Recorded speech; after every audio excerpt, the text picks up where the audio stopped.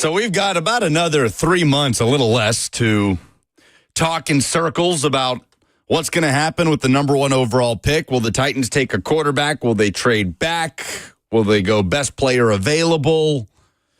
Just what that draft strategy is going to look like. 8 picks in the 2025 NFL draft with Mike Borgonzi in as the new general manager. All we can do is listen, right, to what Borgonzi, Brinker, and Callahan are saying throughout this process, not to try to figure out what they're going to do because they're trying to tell us what they're going to do. That's not the case. We understand this is Lions season. We understand you have to take every headline you see, every report about a team loving X player with a massive grain of salt. But I think it's more about listening into their philosophy on how they want to build this thing and applying that to the 2025 NFL draft and the context around the players available in the first round. So we're going to listen to 4 cuts here, and we're going to go chronologically because I think all of the Titans' words point to them landing in one place when it comes to what they're going to do with the number one overall pick. Now, you've heard a lot of these. First, we're going to go with Chad Brinker. The morning of Mike Borgonzi's introductory press conference, in studio with Ramon, Kayla, and Will talking about how they want to build this thing throughout the course of the draft process. Yeah, I think it starts up top. You know, I've had a lot of conversations with our owner about this and what draft and develop system really means and what that looks like and the patience that it requires. But I also understand that there needs to be an urgency as well.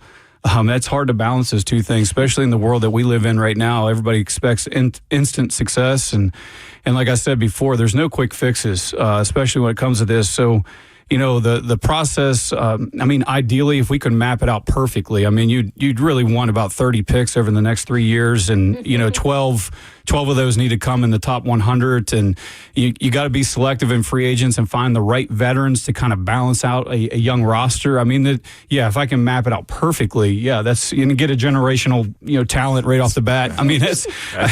But sometimes it doesn't always work that way. So, but the system does work. And if you allow it to work. So, Amy is completely bought in to this philosophy.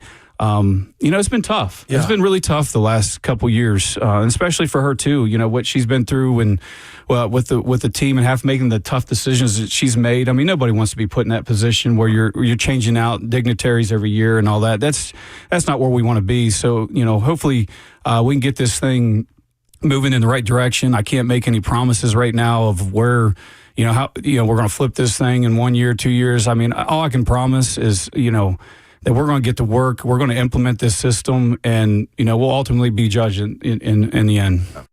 30 draft picks in 3 years. So that's best case scenario for Chad Brinker, right? We've been throwing around that phrase a lot. That's the goal, 12 picks in the top 100, 30 draft picks in the next 3 years. By my count, and this is a very unofficial count, the Titans currently have 22 for 2025, 2026, and 2027. 8 this year, 7 in 2026, 7 in 2027. So you're a ways away, right? And even if I'm 1 to 2 picks off there, you're a ways away from hitting that mark of 30 draft picks in 3 years. Okay. That approach, what does it lend itself to? Trading back. That's the only way to be even close to being on pace for 30 draft picks in 3 years. Is trading back from the number one overall pick. So there is that. Mike Borgonzi was asked about the difficulty of doing just that. 30 draft picks in 3 years, 12 picks in the top 100. This was Borgonzi at his introductory press conference at Ascension St. Thomas Sports Park. It's certainly possible, to do that. Like I said, we just have to have discipline in the draft as we're going through the process. Draft picks are our biggest form of currency. So when there's opportunities to trade back to collect more picks, we're going to do that.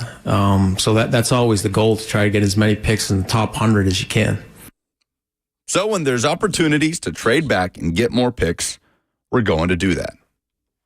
Okay, that caught my eye, or my ear, I should say, on the day of Mike Borgonzi's introductory presser. Jackson, do you know off the top of your head how many picks in the top 100 the Titans currently have for the 2025 NFL draft? Dose.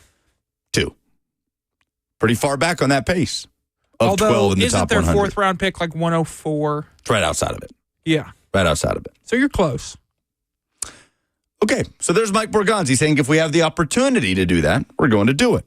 And he did mention that, he had already gotten a few calls. Hey, congrats, we'll keep in touch, those sorts of things. Fast forward to last week, the Senior Bowl in Mobile. Brian Callahan talking about the quarterback class and how different it is, as we know, from the quarterback class that landed the Bengals, the number 1 overall pick back in 2020. It's hard to articulate, to be honest. You get to a certain point where you feel very comfortable with all the work you've done. And that's really for every draft pick. But it's hard to pinpoint the moment. It's just sort of accumulation of work and sort of unturning every stone you can unturn, and you hope to find the information you need. Sometimes you don't always, and there's a little bit of faith in it too, that you're doing the right thing at the right time. But it's mostly just the totality of the work. It takes months between now and the actual time to pick. Unless there's a scenario, again, like in Cincinnati, we knew we were going to take Joe Burrow pretty early. That's a little bit different story. That's not what this draft is right now for us. And there's a lot of possibilities where we sit. A lot of good players. And we're going to have to do a work on all of them. Really, every scenario is potentially on the table. And when we get to that point, we'll know it, but it does take a lot of work to get there. And we knew that, right? That this is not a scenario where in February that you're going to draft X quarterback out of X school like the Bengals did with Joe Burrow out of LSU. Not the case whatsoever. And in fact, it seems to be an almost blanket opinion that the best overall player in this draft is not a quarterback. And we'll keep it in Mobile, finally, with Mike Borgonzi and his sit-down with Zach Lyons of Cover 2. They had a really interesting conversation that you can go back and watch on the 104.5 The Zone YouTube page. This was a question from Zach about the philosophy of not reaching or drafting for need, but rather best player. What's your philosophy on best player available versus need? And how do you define reaching for a player, and when is the right time to reach? So you're always trying to marry up your draft board with needs. That comes into play. But we're always going to draft the best available player on the board. So as we go through the process and build the board, that's when you really start working through those pockets of, where can we get this player? If we really like him, do we take him a little bit earlier than maybe we should? But just having that idea and conviction of, this is the value of the player. We're not going to pass up a good player. We're always going to draft the best available player on the board.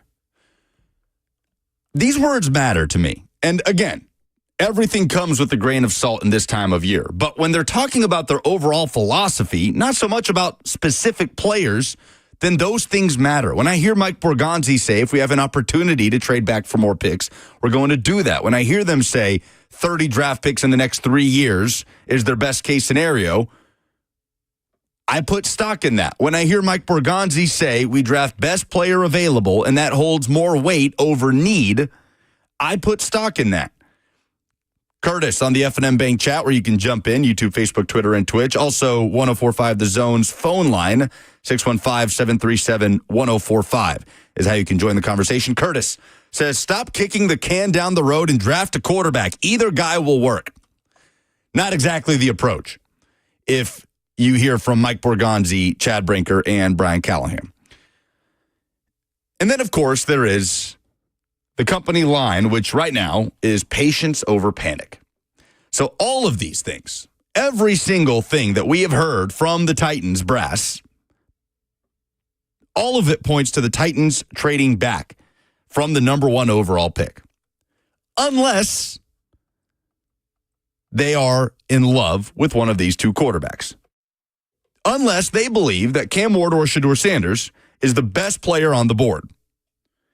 I have not seen anybody with that opinion yet. And we've talked about it. The best spot that Cam Ward and Shedeur Sanders have fallen at in terms of the big boards that come out this time of year, right around 10, 11, 12. And look, these are draft experts. These are mostly media members, some that used to work in the NFL. So take it for what it's worth. But that right now seems to be the blanket opinion that neither of these quarterbacks are really even that close to being the best available player at the top of the draft, even taking into account the value of the quarterback position. So if the Titans are going to practice patience, they more likely than not will take a quarterback. Yes? Can we agree on that? If patience over panic and best player available is really the strategy here, more likely than not, the Titans will not select a quarterback with the number 1 overall pick. Would you agree with that? I do agree, yeah. Okay. So then you start to think about trade partners. And you start to think about just how far back you'd be willing to see the Titans go. Which teams are the most impatient? That's the question that pops into my mind when I'm trying to figure out, okay, who'd be most willing to jump up to number 1 to take a quarterback, especially in this draft class where there is no consensus on who the number 1 quarterback is. There is not a confidence in either of these quarterbacks that there was last year in Caleb Williams or Jaden Daniels, that there was maybe even the year before that with Bryce Young. I'd say Bryce Young was a more consensus number 1 quarterback in that draft than either Cam Ward or Shedeur Sanders. So the answer to that question, which teams are the most impatient, I think there's one at the very top of that list because they've told us. It's the New York Giants. Here's John Mara, the Giants owner, speaking with reporters after the conclusion of the season and after the announcement that the Giants would be retaining general manager Joe Schoen and head coach Brian Daboll. Better not take too long, Bruce, because I've just about run out of patience. That was to a question about what the timeline is looking like. How long is he going to give these guys to get it turned around? I just don't get the decision-making in keeping those guys. They were pantsed on national television, and you've already said your patience is running out. Why did you keep them?